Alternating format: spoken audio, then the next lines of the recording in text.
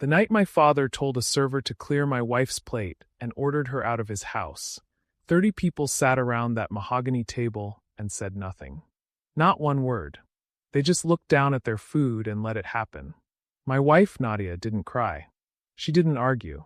She folded her napkin once, set it neatly beside her plate, looked my father in the eye and said, "Thank you for having me." Then she stood up and walked out. I followed her. I thought she was holding herself together for my sake. I thought that stillness was pain she was hiding. I had no idea she had already won. My name is Caleb Harmon. I'm 34 years old. I was born into one of the wealthiest families in the city and treated like I didn't belong there. Raymond Harmon, my father, built an empire in real estate and private equity. Silver hair, sharp eyes, a handshake that tells you he already knows how everything ends. I was the middle son, not the favorite, not the future. I paid my own rent, drove a car I actually bought, and worked as a project manager at a mid-sized firm. The distance between me and my family's money felt like freedom.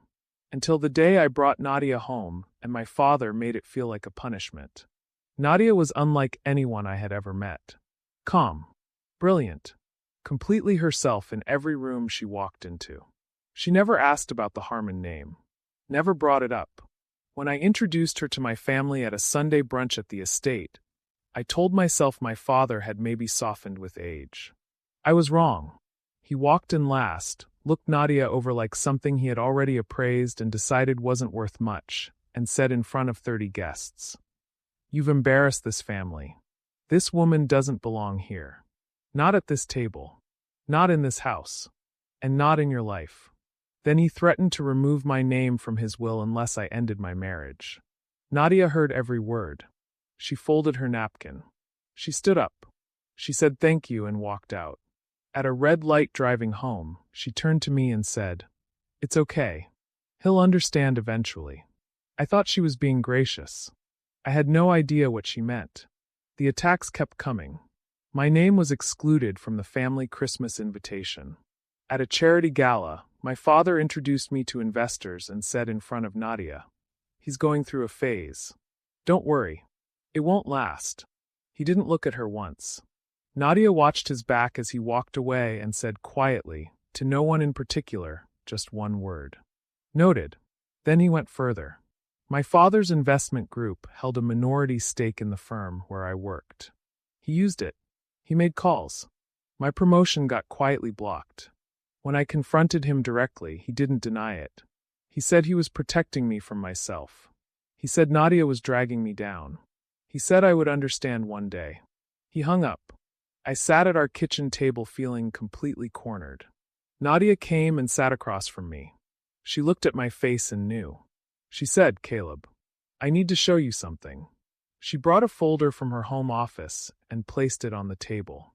The top page was a shareholder certificate. The name on it read, N. Reyes Holdings LLC. I looked up at her. She said, "It's time you knew." Nadia had built N. Reyes Holdings quietly in her late 20s.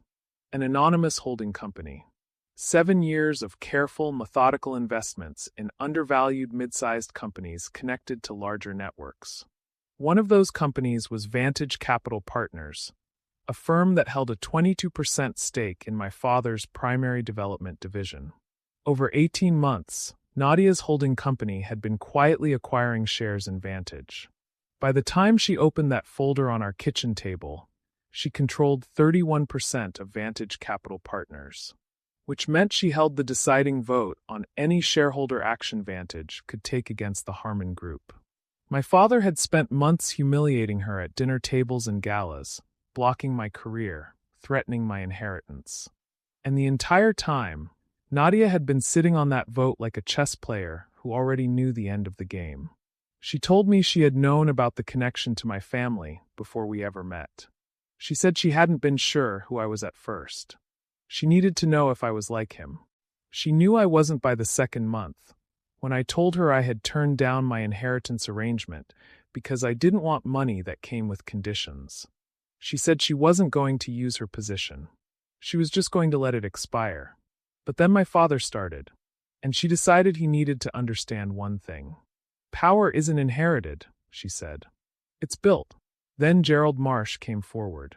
The Harmon family's original estate attorney, pushed out by my father 3 years earlier. Gerald had built the Harmon Group's partner agreements himself.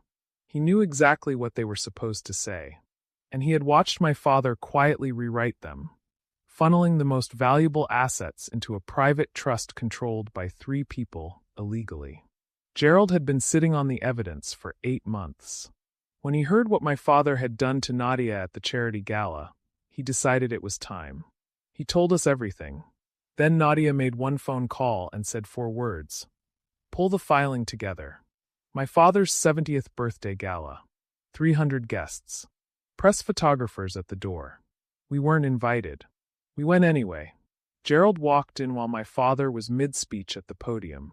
He placed a legal folder on the podium and said there was something the room needed to be aware of. My father's face went white. Then Nadia walked forward through the crowd. People stepped aside. She stood below the stage and looked up at my father. For the first time in everything that had happened, Raymond Harmon's voice broke. He said, "Who are you?" She said, "I'm the woman you told to wait in the car."